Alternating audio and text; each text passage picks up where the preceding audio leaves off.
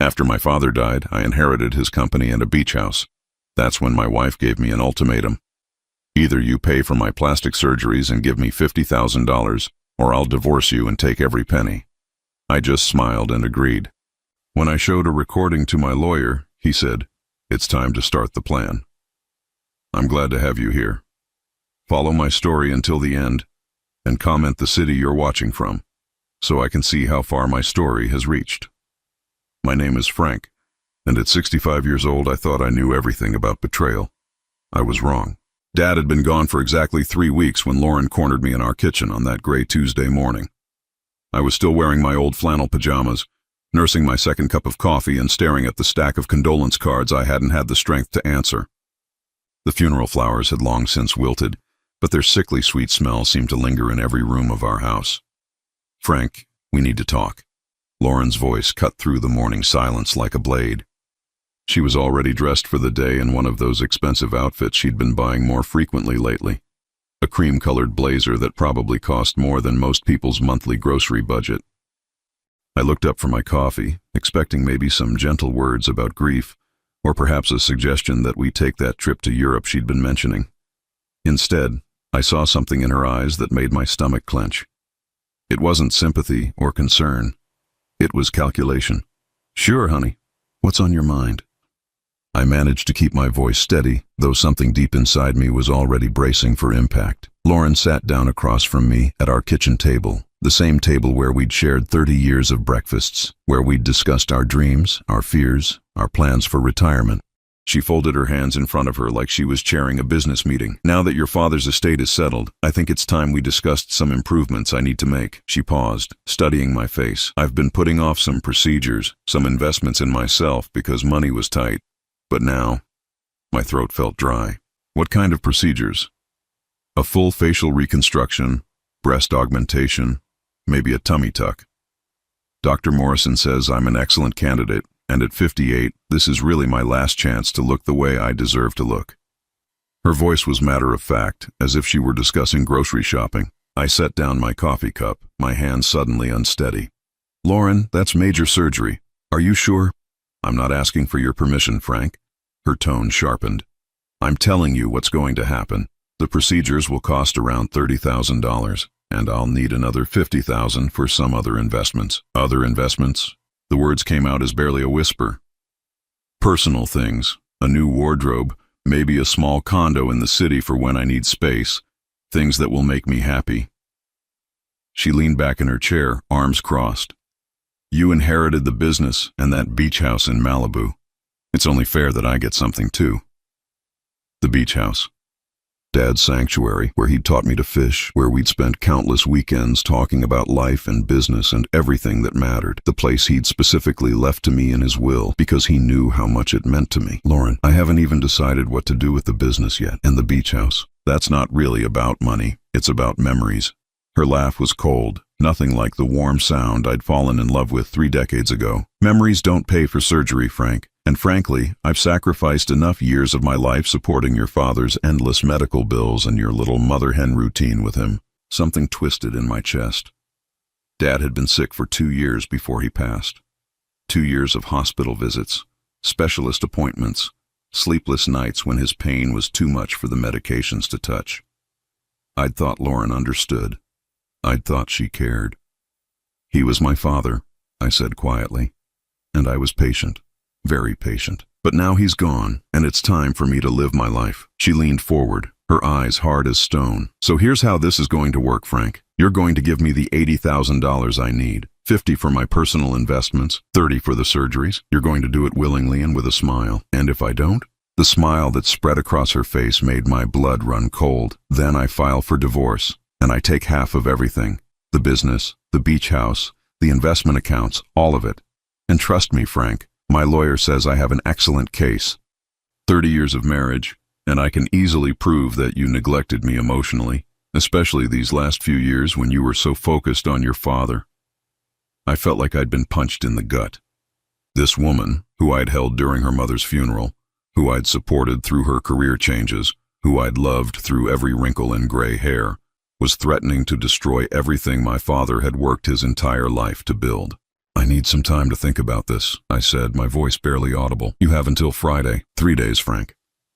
And don't even think about trying to hide assets or do anything clever. I know exactly what you inherited, and I have friends who'll make sure I get what's owed to me. She stood up, smoothing down her blazer. Oh, and Frank, don't look so devastated. This could be good for both of us. Good. I'll be happy, and you'll learn what real partnership looks like.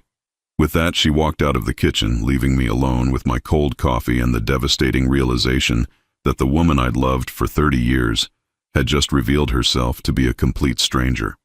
I sat there for a long time, staring at the empty doorway, feeling something inside me break and then slowly begin to harden into something else entirely. Dad had always told me that you only really know someone when money or power is on the line. I'd thought Lauren was different. That afternoon, I did something I never thought I'd do. I pulled out my phone and opened the voice recording app.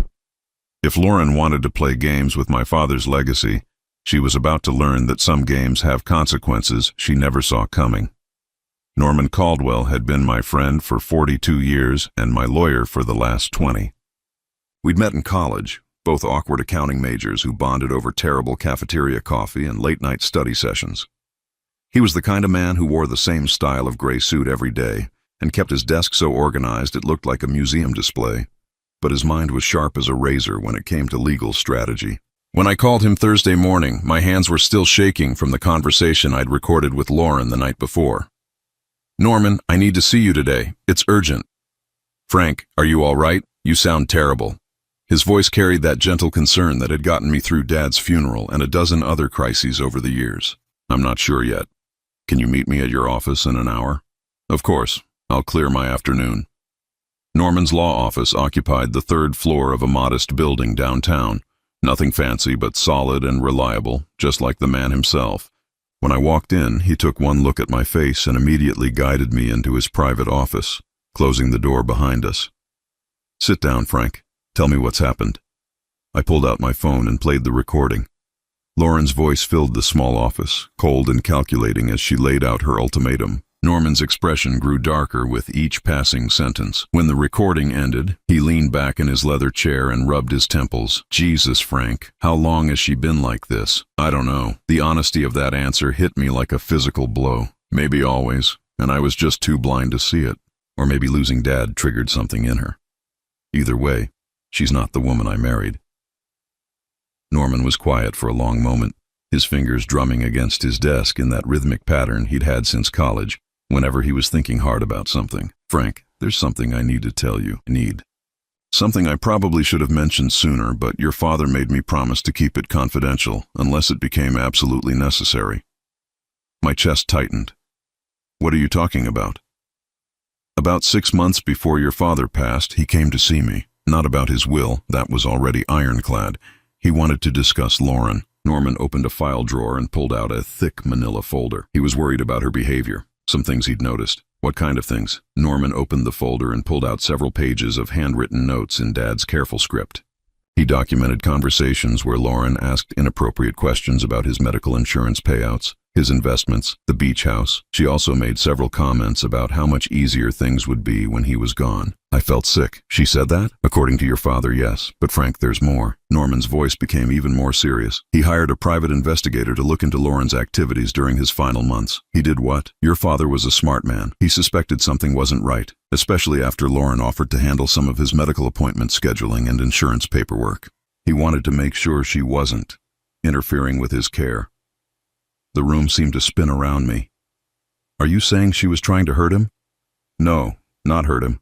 But the investigator found evidence that she was systematically pushing for more aggressive treatments, procedures that wouldn't necessarily help him, but would drain his medical insurance faster. She also encouraged him to sign several documents that would have given her power of attorney over his finances. I gripped the arms of my chair so hard my knuckles went white. Why didn't you tell me this before? Because your father made me promise to only reveal it if Lauren ever made a move against you directly. He didn't want to destroy your marriage unless it became clear that she was a genuine threat to you. Norman leaned forward. Frank, that recording you just played me. That's exactly what he was afraid of. I stared at the folder in Norman's hands, feeling like I was looking at evidence of my own blindness. How long has she been planning this? Based on what the investigator found, probably since your father's diagnosis 2 years ago. She's been positioning herself, Frank, learning about the business, the assets, building relationships with people who might be useful in a divorce proceeding. What people? Norman pulled out another sheet of paper. She's been having lunch regularly with Margaret Chen, Dr. Morrison's office manager. Margaret had always been friendly when Lauren had her annual checkups, but I'd never thought much of it. Margaret has access to medical records, including mental health evaluations. If Lauren wanted to build a case that you were emotionally unstable or neglectful during your father's illness, Margaret would be a valuable ally. The pieces were clicking into place with horrible clarity. She's been planning this for 2 years. It looks that way, but Frank, here's the thing. She's made a critical mistake. Norman's expression shifted, and I caught a glimpse of the sharp legal mind that had built his successful practice. She assumed your father was a naive old man who didn't understand what she was doing. She was wrong. He pulled out one final document from the folder. Your father also had me create what we call a protection trust for his major assets. The business and the beach house aren't technically part of your personal estate. They're held in trust, which means even in a divorce, Lauren can't touch them. I felt something like hope stirring in my chest for the first time in days. She doesn't know. She has no idea. As far as she knows, you inherited everything directly. But in reality, you're the beneficiary and manager of assets she can never claim. Norman smiled grimly. Your father was protecting you even from the grave. I sat back in my chair, overwhelmed by the mixture of grief and gratitude washing over me. Dad had seen what I'd been too loyal, too trusting to recognize. Norman, what do I do now? We let her reveal more of her hand. The recording you have is good, but it's just the beginning. If she's been planning this for 2 years, she's probably got more strategies we haven't seen yet. He closed the folder. Give her the rope, Frank. Let her hang herself. I don't understand. Tell her you need more time to liquidate some assets to get her the money. Act reluctant, but ultimately cooperative. Meanwhile, we document everything she does, everyone she talks to, every move she makes. Norman's eyes glinted with the satisfaction of a man who'd found the perfect chess move. By the time we're done, she'll have provided us with enough evidence to not only protect your assets, but potentially pursue charges for attempted fraud. I walked out of Norman's office that afternoon feeling like I'd been given a second chance at life. Lauren thought she was playing chess with a grieving widower who couldn't see past his own sorrow. She had no idea she was about to face a man who'd learned the most important lesson his father ever taught him. Sometimes the only way to protect what you love is to fight for it. I went home that Thursday evening with Norman's words echoing in my mind. Give her the rope, Frank. Let her hang herself. But as I pulled into our driveway, I wondered if I had the stomach for the kind of deception this would require. 30 years of marriage had trained me to be honest with Lauren, even when it hurt. That training was about to become my greatest asset. Lauren was in the living room when I walked in, perched on the edge of our cream-colored sofa with her laptop open and papers scattered around her. She looked up when she heard my key in the door, and I caught something in her expression, anticipation mixed with barely concealed excitement. Frank, honey, how was your day? Her voice carried that artificially sweet tone she used when she wanted something. Difficult, I said, which was completely true. I've been thinking about what you said yesterday. Her posture straightened slightly, and I sat down in my favorite armchair, the one Dad had given us as a wedding present. The irony wasn't lost on me. I want to give you what you need, Lauren. I really do. But $80,000. That's not exactly pocket change. I know it's a lot, but Frank, we can afford it now. She closed her laptop and leaned forward. Your father left you very well provided for. It's not about the money being there, I said carefully. It's about liquidating assets without triggering tax penalties. Norman says I need to be strategic about how I access the inheritance. The mention of Norman made her jaw tighten almost imperceptibly. What exactly did you tell Norman? Just that I needed advice on managing the estate. Nothing specific about our conversation. I watched her shoulders relax. But he did mention that some of Dad's assets are in complicated investment vehicles. It might take a few weeks to get you the full amount without losing money to early withdrawal penalties. Lauren's eyes flashed with something that might have been irritation, but she quickly masked it. How long are we talking about? Maybe 6 weeks, 2 months at the outside. I rubbed my temples, playing up my exhaustion. I'm sorry, honey. I know you were hoping to move forward sooner. Well, that's disappointing, but I suppose if it means we don't lose money unnecessarily. She picked up a glossy brochure from the coffee table. Dr. Morrison's office is actually booked out for the next 2 months anyway. Maybe the timing will work out perfectly. That night, after Lauren went to bed, I sat in my home office with a yellow legal pad and started writing down everything I could remember about the last 2 years. Every conversation, every strange comment, every time Lauren had seemed oddly interested in Dad's medical bills or insurance claims. The list was longer than I wanted to admit. The next morning, I called the private investigator Norman had recommended, a woman named Sarah Chen who specialized in matrimonial cases. We met at a coffee shop downtown, far from anywhere Lauren might accidentally encounter us. Sarah was younger than I'd expected, maybe 40, with sharp eyes and an understated way of dressing that probably made people forget they'd seen her. "Mr. Patterson," Norman filled me in on the basics. "I understand your wife has been making some concerning financial demands."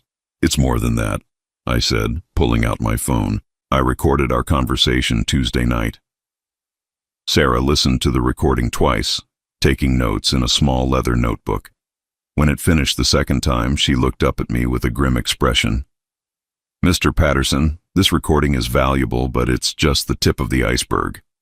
If your wife has been planning this for as long as Norman suspects, there's going to be a trail. Financial records, communications, maybe even evidence of coordination with others." "What kind of coordination?" "People don't usually develop schemes like this in isolation. She's likely been getting advice, possibly from people who've been through similar situations." Sarah closed her notebook. "I'd like to start with her financial records, bank statements, credit card bills, phone records if we can access them legally. We have joint accounts for most things. That's helpful."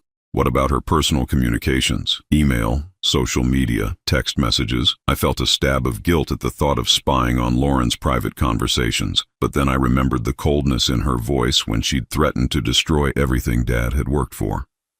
"She uses the computer in my home office sometimes, and we're on the same phone plan." Sarah nodded. "I'll need you to document everything she does over the next few weeks. Where she goes, who she talks to, any unusual behavior. Can you handle that?" "I think so."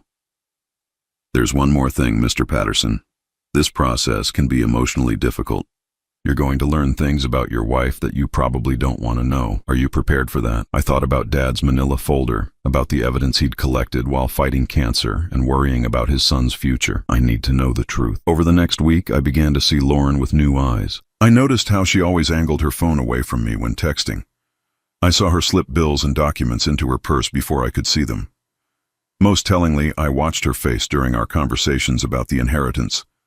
There was a hunger there that had nothing to do with love or partnership. On Tuesday evening, exactly 1 week after her initial ultimatum, Lauren announced she was going out for dinner with her sister. I waited until her car disappeared down our street, then called Sarah. "She just left. How long do you need?" "30 minutes, maybe less. I'm 5 minutes away." Sarah arrived with a small toolkit and got to work immediately on Lauren's laptop. While she worked, I went through Lauren's desk drawers and found a folder I'd never seen before. Inside were printouts of emails between Lauren and someone named Marcus Rivera. "Frank, look at this," Sarah called from the computer. "Your wife has been researching divorce law extensively. But more interesting, she's been corresponding with a paralegal named Marcus Rivera about asset discovery strategies." I handed her the folder. "You mean this Marcus Rivera?" Sarah's eyebrows shot up as she scanned the emails. "Mr. Patterson, these emails go back 14 months. She's been planning this since before your father's final diagnosis." The emails were a roadmap of calculated manipulation. Marcus had advised Lauren on how to document Frank's emotional unavailability during his father's illness. He'd suggested she establish relationships with medical professionals who might testify about Frank's mental state. Most damning of all, he'd helped her research the inheritance laws that would apply to her father-in-law's estate. "There's more," Sarah said, pulling up browser history. "She's been researching your father's business partners, looking for potential weak points in the company structure. And look at this. She's had multiple consultations with different divorce attorneys over the past 6 months." I felt sick. While I'd been holding Dad's hand through chemotherapy sessions and staying up all night when his pain medication wasn't working, Lauren had been building a case to destroy everything he'd wanted to leave me. Sarah pulled out a small device and began copying files. "Mr. Patterson, we've got enough here to prove premeditation and conspiracy. But I think there's more. These emails reference meetings and phone calls that aren't documented here. What kind of meetings? She's been talking to people from your father's medical team, and there are references to someone named Dr. Morrison's office, specifically about accessing certain records. I remembered Norman's mention of Margaret Chen. Margaret Chen works for Dr. Morrison. She's been having lunch with Lauren. We need to find out what kind of information she's been sharing. Medical records are confidential, but if she's been discussing your father's mental state or your behavior during his illness. Sarah packed up her equipment as we heard Lauren's car in the driveway. I quickly returned the folder to her desk drawer and met Lauren at the front door. "How was dinner with your sister?" I asked, forcing a smile. "Oh, you know how she is. She talks too much." Lauren kissed my cheek, but her eyes were studying my face. "You look tired, honey. Maybe you should get some rest." That night, lying in bed next to the woman who'd been systematically planning my destruction, I stared at the ceiling and thought about Dad. He'd known. Somehow, even while fighting for his life, he'd seen what I'd been blind to, but now I could see too, and Lauren was about to discover that underestimating a grieving son had been the biggest mistake of her carefully calculated plan. Sarah's phone call came at 7:30 the next morning, just as Lauren was leaving for what she claimed was a doctor's appointment. "Frank, we need to meet today. I found something that changes everything." An hour later, I sat across from Sarah in her small office, watching her face as she laid out a series of documents that made my blood run cold. "Your wife isn't just planning to take half your assets, Frank. She's been systematically stealing from you for the past 18 months. Sarah opened a file folder and pulled out bank statements I'd never seen before.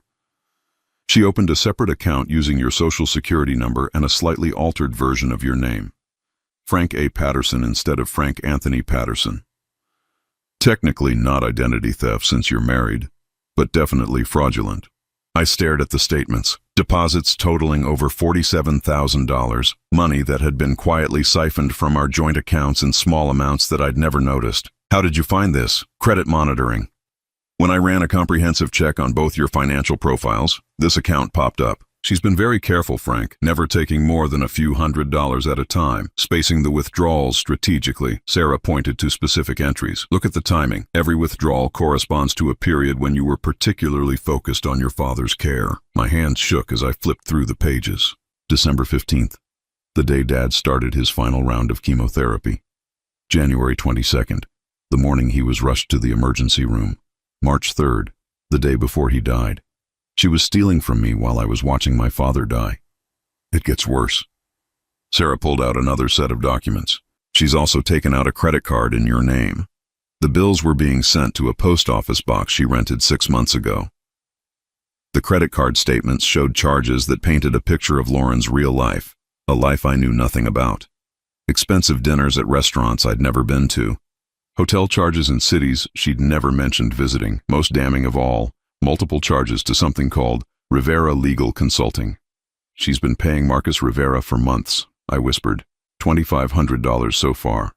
"And Frank, there's more. I traced some of these hotel charges. She's been meeting regularly with someone in San Francisco, someone named David Morrison." "Morrison? Like Dr. Morrison?" "His son. David Morrison is a real estate developer, divorced, wealthy, and according to his social media, he's been in a relationship with someone he refers to as L for the past 8 months.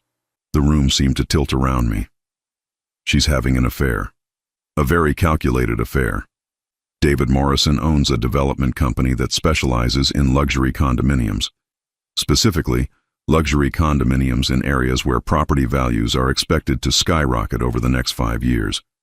Sarah spread out more documents, property listings, investment prospectuses, email printouts. "Lauren hasn't just been stealing money to fund an affair, Frank. She's been investing in real estate with her boyfriend, using your money as seed capital for deals that are projected to return massive profits." I felt like I was looking at the blueprint of my own destruction. The $50,000 she wants for personal investments is probably the final amount she needs to buy into David Morrison's biggest development project, a luxury resort complex in Napa Valley that breaks ground next month.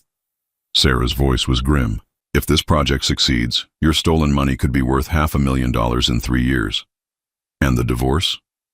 Was always part of the plan. She gets half your legitimate assets, plus whatever profits she can hide from the illegal investments. David Morrison gets a business partner with significant capital, and together they build an empire funded by your father's legacy." I sat in stunned silence, trying to process the scope of Lauren's betrayal. This wasn't just greed or midlife crisis. This was a carefully orchestrated theft that had been planned and executed while I grieved for my dying father. Sarah, what can we do? Legally, we have enough evidence to charge her with multiple felonies: identity theft, fraud, possibly conspiracy. But Frank. Sarah leaned forward. I think there's a better way. What do you mean? Your wife thinks she's got you completely fooled. She believes you're a grieving widower who'll give her anything to avoid conflict. What if we use that against her? Sarah pulled out a small recording device. You said she's been pushing for the money more aggressively lately. What if we give her a chance to really show her hand? Let her think she's won, and then record her admitting to everything she's done? The idea terrified and thrilled me in equal measure. You want me to confront her? Not confront. Confess. Tell her you've discovered some of what she's done, but act like you're too weak and guilt-ridden to fight her. Let her think she can manipulate you into staying quiet. Sarah's eyes gleamed with the kind of strategic thinking that had made her reputation. People like Lauren can't resist gloating when they think they've won. She'll tell you everything, probably justify it all as being your fault somehow. That evening, I prepared for the performance of my life. I set up recording equipment in 3 different locations around our house, charged my phone, and rehearsed what I would say. Norman had coached me on the legal language I needed Lauren to acknowledge, the specific admissions that would make our case bulletproof. Lauren came home at 8:30, later than usual, with the satisfied look of someone who'd spent the day making profitable decisions. She found me in the kitchen, sitting at our table with a glass of whiskey and a stack of papers. Frank, what's all this? I looked up at her, letting her see the exhaustion and defeat I'd been carrying for weeks. Lauren, we need to talk. She sat down across from me, and I caught a whiff of expensive cologne that definitely wasn't mine. I know, I said quietly. Know what? About the account, about the credit card, about David Morrison. I watched her face go through a series of micro-expressions: surprise, fear, calculation, and finally, defiance. Frank, I can explain. Can you? Can you explain why you stole almost $50,000 from me while I was taking care of my dying father? My voice broke just enough to sound genuinely devastated. Can you explain why you've been living a double life for months? Lauren sat back in her chair, and I saw the exact moment when she decided to stop pretending. Her whole posture changed, became more confident, more predatory. You want to know the truth, Frank? Fine, here's the truth. She leaned forward, her voice taking on that cold tone I'd learned to recognize. You've been a pathetic excuse for a husband for years. All you cared about was your precious daddy and his precious business. When was the last time you took me somewhere nice? When was the last time you bought me something beautiful? When was the last time you made me feel like I mattered? I said nothing, just stared at her with what I hoped looked like broken acceptance. David makes me feel alive, Frank. He sees my potential, my intelligence. He doesn't treat me like some nursemaid for dying old men. Her voice was getting stronger, more vicious. And yes, I took money. Money that should have been invested in our future instead of wasted on medical bills for a man who was going to die anyway. Lauren, don't you dare judge me. I've given you 30 years of my life, and what do I have to show for it? A house in the suburbs and a husband who cares more about his dead father than his living wife. She stood up, pacing now. David and I are building something real, something profitable. In 5 years, we'll be worth millions. And you know what? You're going to help us get there. I don't understand. Lauren smiled, and it was the most terrifying expression I'd ever seen on her face. You're going to give me the $80,000 I asked for. You're going to do it quietly, and without any more questions. And then you're going to divorce me, and give me half of everything else. And if I don't, then I'll destroy you. Her voice was utterly calm now. I'll tell everyone how you emotionally abused me during your father's illness, how you neglected me, isolated me, made me feel worthless. Margaret Chen will testify about your erratic behavior at medical appointments. Dr. Morrison will confirm that I sought counseling for depression caused by your treatment of me. She sat back down, leaning across the table until her face was inches from mine. And if that doesn't work, I'll make sure the IRS knows about some creative accounting your father did in his final years, some deductions that might not hold up under scrutiny. My father had been scrupulously honest in all his business dealings, but I realized Lauren was probably counting on me being too grief-stricken to fight a prolonged audit. "You've thought of everything," I said. "I have, because unlike you, Frank, I'm not content to just drift through life waiting for other people to make me happy. I take what I want." She reached across the table and patted my hand with false sympathy. "Don't look so devastated, honey. This way, we both get what we need. You get to keep your precious memories and your guilt, and I get to live the life I deserve." I looked down at our joined hands, hers soft and manicured from years of not working, mine rough and scarred from years of building the business alongside Dad. "I need some time to process all this," I said finally. "Of course you do. Take all the time you need." Lauren stood up, smoothing her skirt. "But Frank, don't take too long. David and I have deadlines to meet."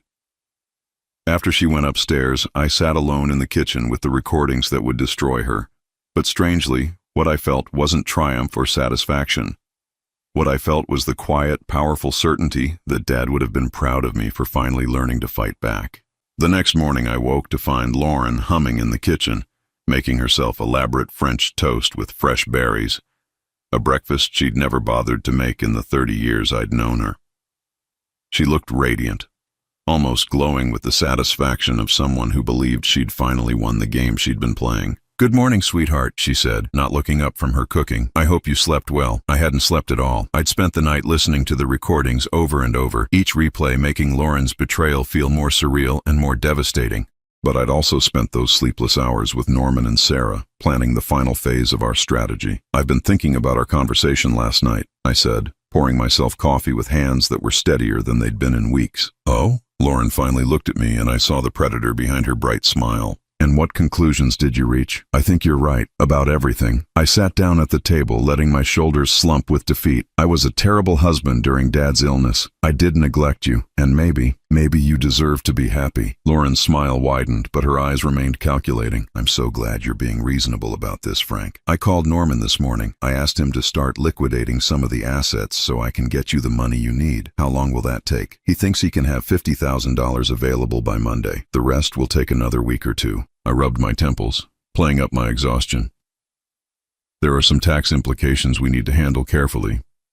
Lauren moved to the sink, rinsing her dishes with movements that seemed almost choreographed.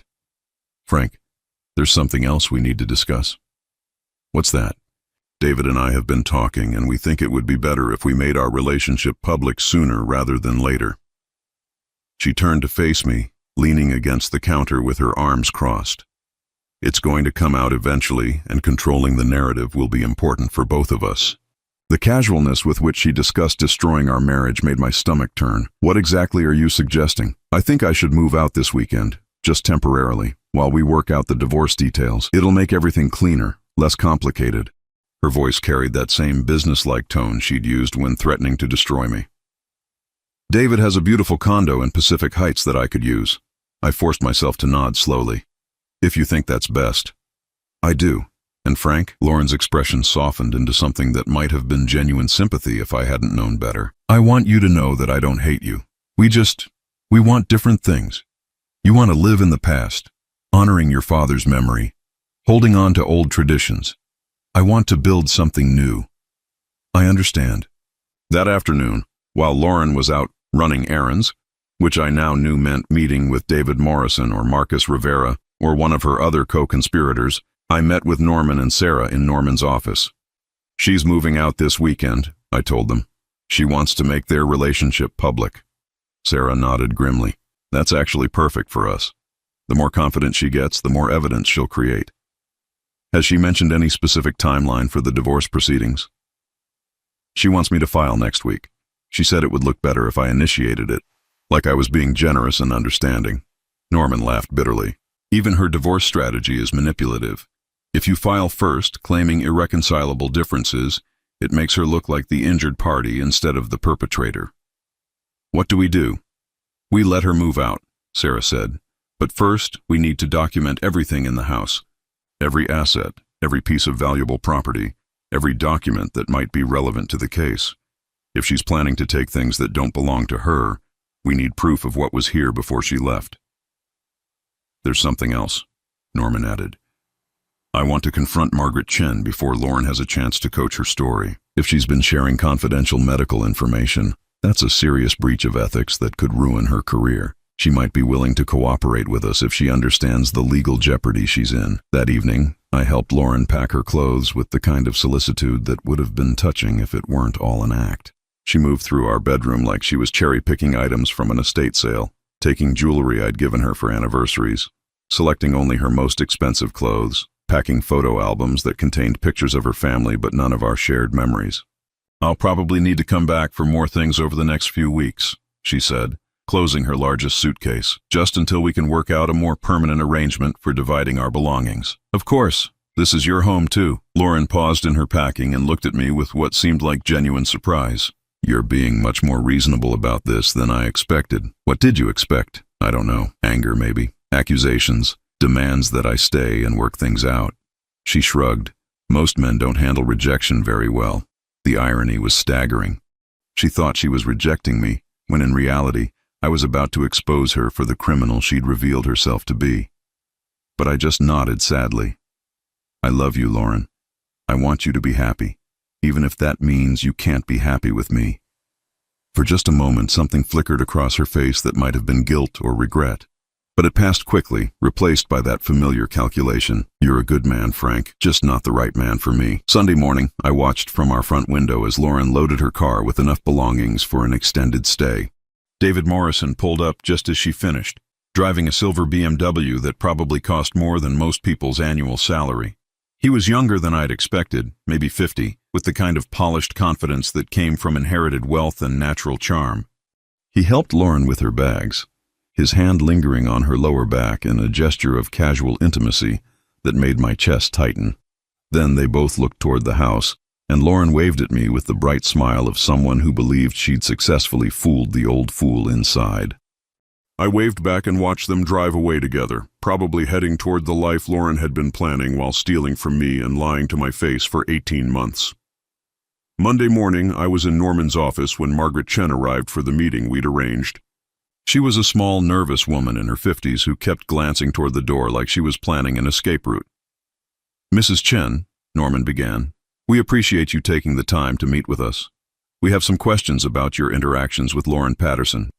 "I don't understand what this is about," Margaret said, her voice barely above a whisper. Sarah placed a folder on the table between them. "Mrs. Chen, we have evidence that you've been sharing confidential medical information about Frank Patterson and his late father with Lauren Patterson. Information that she's used to build a fraudulent legal case." Margaret's face went pale. Lauren and I are friends. We've had lunch a few times. Lunch meetings where you discussed Frank's behavior during his father's medical treatments," Norman said.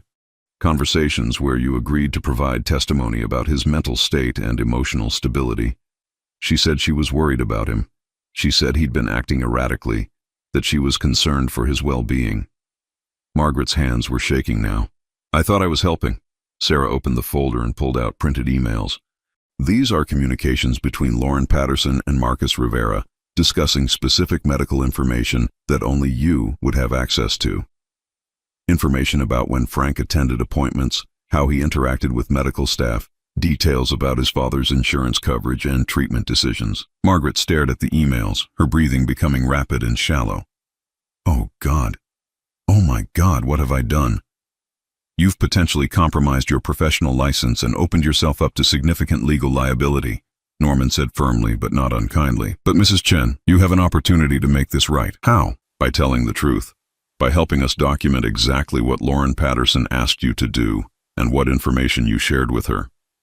Sarah leaned forward. "Mrs. Chen, Lauren Patterson isn't concerned about her husband's well-being. She's been systematically stealing from him and planning to destroy his life. You've been used as a pawn in a very sophisticated fraud scheme." Margaret broke down completely then, sobbing as she confessed to months of manipulation by Lauren. She'd shared information about Frank's attendance at medical appointments, his emotional reactions to his father's treatments, and details about the family's insurance coverage. She'd even agreed to testify in divorce proceedings about Frank's unstable behavior during his father's illness. She made it sound like she was protecting him, Margaret whispered through her tears. She said he was having a breakdown, and that she needed documentation to get him help. By the time Margaret left Norman's office, we had her signed statement detailing every conversation she'd had with Lauren, every piece of information she'd inappropriately shared, and her agreement to testify truthfully about Lauren's manipulation. "That's the last piece," Norman said after Margaret left. "We now have documentation of theft, fraud, conspiracy, breach of confidentiality, and perjury. Lauren Patterson isn't just going to lose this divorce case, Frank. She's going to face serious criminal charges." I should have felt triumphant. Instead, I felt exhausted and sad and strangely empty. In the space of 2 weeks, I'd discovered that my wife of 30 years was a stranger, a criminal, and a woman capable of cruelties I couldn't have imagined. But as I drove home to the empty house where Lauren and I had once been happy, I also felt something else. The quiet satisfaction of knowing that Dad's legacy was safe and that his faith in me had been justified. The game was almost over, and for the first time since Dad died, I was ready to win. The call came on Thursday morning, exactly 3 weeks after Lauren had first delivered her ultimatum. I was sitting in Dad's beach house, watching the sunrise over the Pacific and trying to remember what peace felt like, when my phone rang. "Frank, it's Norman. She's filed for divorce." I'd been expecting this call, but hearing it still sent a chill through me. "What are the terms?" "Everything we anticipated. She's claiming emotional abandonment, seeking half of all marital assets, and requesting immediate temporary support of $5,000 per month." Norman's voice carried a note of grim satisfaction. "She's also submitted a psychological evaluation requesting that you undergo mental health counseling before any major financial decisions are made." "The evaluation from Dr. Morrison?" "The very same Dr. Morrison whose son she's been sleeping with and whose office manager she corrupted. The whole thing is so brazenly corrupt it's almost insulting." I walked out onto the deck Dad had built with his own hands, breathing in the salt air that had always calmed him during the worst storms of his life. "What happens now?" "Now we spring our trap. I've scheduled a meeting with Lauren and her attorney for Monday morning. She thinks we're going to discuss settlement terms." Norman paused. "Frank, are you ready for this?" I thought about Dad's final weeks, when he'd been too weak to walk, but had still insisted on reviewing the business accounts every morning because he knew Lauren was watching and waiting. I thought about the trust documents he'd created to protect me, the private investigator he'd hired while fighting cancer, the manila folder he'd left with Norman just in case. I'm ready. Monday morning, I sat in the conference room at Norman's law office, wearing Dad's favorite blue tie and feeling calmer than I had in months. Lauren arrived 15 minutes late with an attorney I didn't recognize. A sharp-faced woman in an expensive suit who looked like she specialized in taking wealthy men to the cleaners. Lauren barely looked at me as she sat down, but I caught her glancing around Norman's modest office with the kind of disdain I'd never noticed before. She was dressed in a new outfit, probably bought with money she'd stolen from our joint accounts, and she wore jewelry I'd never seen before, gifts from David Morrison most likely. "Gentlemen, ladies," Lauren's attorney began, "I think we can make this process relatively painless for everyone involved. My client is prepared to be reasonable in her demands, given the circumstances of the marriage." Norman smiled politely. "I appreciate that, Ms. Rodriguez. But before we discuss terms, I think there are some facts that need to be addressed." He opened a thick file folder and pulled out the first set of documents. "Let's start with the separate bank account Mrs. Patterson opened using her husband's social security number and a falsified name." The temperature in the room seemed to drop 10 degrees. Lauren's face went pale, but her attorney maintained her composure. "I'm not sure what you're implying, Mr. Caldwell, but—" "I'm not implying anything. I'm stating a fact." Norman spread the bank statements across the table. "Mrs. Patterson systematically stole $47,328 from joint marital accounts over the course of 18 months. Lauren's attorney picked up the statements, her confidence visibly wavering as she scanned the evidence. Lauren herself said nothing, but I watched her hands clench into fists under the table. "Furthermore," Norman continued, pulling out more documents, "Mrs. Patterson opened a credit card in her husband's name without his knowledge, racking up an additional $12,000 in debt that she used to finance an extramarital affair." "Frank," Lauren spoke for the first time, her voice shaking slightly, "you know this isn't what it looks like." "Actually, Mrs. Patterson," Norman said, "it's exactly what it looks like. But let's continue, shall we?" He pulled out the printed emails from Marcus Rivera. "Mrs. Patterson also engaged in conspiracy to commit fraud, working with a paralegal to develop strategies for stealing marital assets and falsifying evidence of spousal abuse. Lauren's attorney set down the papers and looked at her client with the expression of someone who just realized she'd been lied to. "Lauren, we need to discuss. And then there's the matter of the corrupted medical professional," Norman continued relentlessly. "Mrs. Patterson coerced Margaret Chen, a medical office manager, into sharing confidential patient information and agreeing to provide false testimony in divorce proceedings." I watched Lauren's face cycle through fear, anger, and desperation. She looked like a trapped animal, and for a moment, I almost felt sorry for her. Then I remembered her voice on the recording, coldly explaining how she planned to destroy me and steal Dad's legacy. "But perhaps most interesting of all," Norman said, pulling out one final set of documents, "is the evidence of Mrs. Patterson's ongoing financial fraud conspiracy with David Morrison, using stolen marital funds to invest in real estate ventures that would have netted them considerable profits." Lauren's attorney stood up abruptly. "We need a recess. I need to confer with my client." "Actually," Norman said calmly, "I don't think that will be necessary. You see, Detective Williams from the Fraud Division is waiting outside. I think Mrs. Patterson has some more pressing concerns than divorce proceedings." The blood drained from Lauren's face. "Frank, please. We can work this out. You don't have to do this." I looked at her across the conference table. This woman I'd loved for 30 years, who'd held my hand at Dad's funeral while planning to rob his legacy. For the first time in weeks, I felt completely calm. "Lauren, you told me that you take what you want, that you're not content to drift through life waiting for other people to make you happy." I stood up, buttoning Dad's jacket. "Well, I've learned something about taking what I want, too." Detective Williams entered the room with 2 uniformed officers. Lauren's attorney immediately stepped away from her client, probably already composing the withdrawal letter she'd file before the day was over. "Lauren Patterson," Detective Williams said, "you're under arrest for identity theft, credit card fraud, conspiracy to commit fraud, and theft of marital property." As they read Lauren her rights, she looked at me with an expression of pure hatred.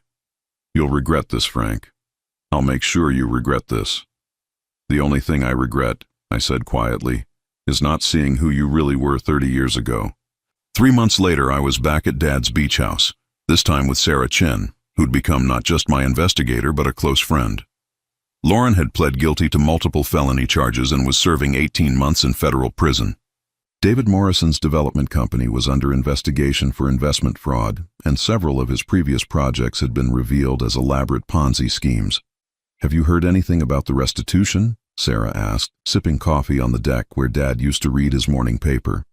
"Norman says I should recover most of the stolen money, plus damages. The court ordered Lauren to sell all the real estate investments she made with David Morrison." I smiled grimly. "Turns out their luxury resort project was a complete fabrication. The land they bought doesn't even have water access. So she lost everything. Everything except her prison uniform and whatever dignity she has left." I looked out at the ocean, feeling the kind of peace I hadn't experienced since before Dad got sick. "She called me last week." "What did she say?" "That she was sorry. That she'd been confused and desperate. That David Morrison had manipulated her into doing things she never would have done on her own." I shook my head. Even from prison, she's still lying. Sarah was quiet for a moment. "Do you miss her? Miss what you thought you had?" I considered the question seriously. "I miss the woman I thought I married. But that woman never really existed. The real Lauren is the one who stole from me while I watched my father die. The real Lauren is the one who planned to destroy everything Dad worked for." "What will you do now?" I'd been thinking about that question for months. The business was thriving under new management, with systems Dad and I had built proving stronger than either of us had imagined. The beach house had become my sanctuary, a place where I could remember Dad without the contamination of Lauren's presence. "I'm thinking about traveling. Dad always wanted to see Ireland, where his grandparents came from. Maybe I'll go for both of us." I smiled at Sarah. "And I'm thinking about dating again, when I'm ready." "Good for you." That evening, I sat alone on the deck with a glass of Dad's favorite whiskey, watching the sun set over the Pacific. My phone had been quiet all day. No more threatening calls from Lauren's associates. No more legal emergencies. No more crises manufactured by someone who'd never really loved me. I pulled out the letter Dad had written to Norman, the one that had started this whole journey toward the truth. I'd read it dozens of times, but tonight I wanted to read it again. Son, it began in Dad's careful handwriting. If you're reading this, it means my concerns about Lauren were justified. I pray I'm wrong, but if I'm not, remember this. Love is not about what you can give someone. Real love is about who someone chooses to be when they think no one is watching. I folded the letter carefully and put it back in my wallet. Dad had been wrong about one thing. Someone had been watching. He'd been watching, protecting me even from his hospital bed, making sure I'd have the tools I needed to survive Lauren's betrayal. The stars were coming out over the ocean, bright and clear in the unpolluted air. Tomorrow I'd start planning that trip to Ireland. I'd visit the towns where Dad's family had lived, maybe learn something about the kind of strength that had carried our family through generations of hardships. But tonight, I was exactly where I needed to be, in the house Dad had built, protected by the love he'd shown me and the wisdom he'd shared. Lauren had tried to steal my future, but she'd never understood that everything worth having had been given to me long before she'd entered my life. I raised my glass to the stars and to Dad's memory, grateful for the lesson he'd taught me even in death.